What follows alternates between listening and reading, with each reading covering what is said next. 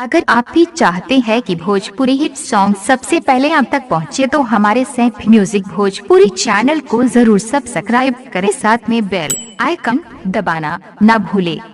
Presented by Saif music Bhojpuri.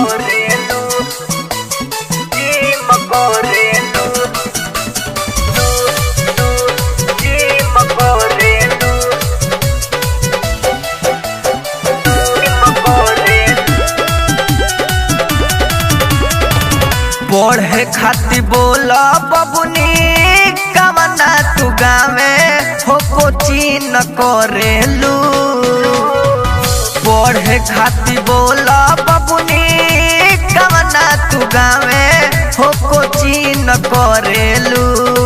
हाँ coaching करेलू तो दोनों पढ़े खातिर बोला कौन जिम करेलू। तो दोनों पढ़े खातिर बोला कौन जिम करेलू। पढ़े खातिर बोला जिम करेलू। पढ़े खातिर बोला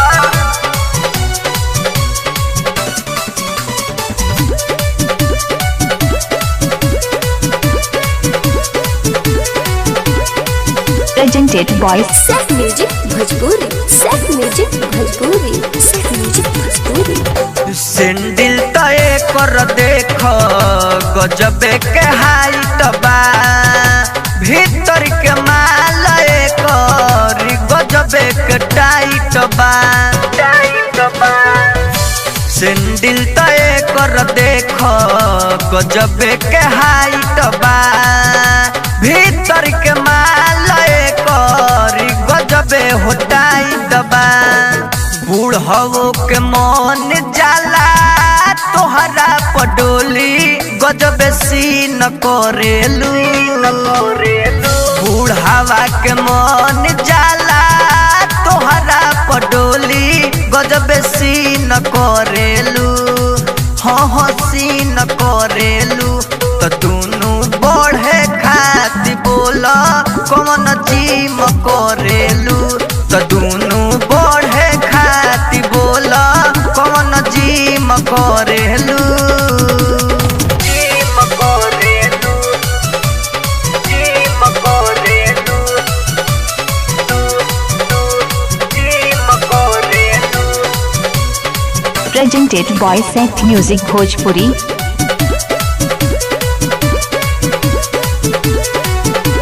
खुशबू रिकॉर्डिंग स्टूडियो कहला बिशनपुरा बाजार। मिक्स बाय इमाम बाबू। यरवाई माम देखी गजबे लुभाइल बा। ढोढ़ी पगोदा ना देखी गुडुआ पागलाइल बा। यरवाई माम देखी गजबे लुभाइल बा। ढोढ़ी पगोदा ना देखी सैफा पागलाइल बा। ऐसन बनवलू बाजार देखा के ये सुगिया मन रंगीन करेलू। ऐसन बनवलू बाजार देखा के ये सुगिया मन रंगीन करेलू।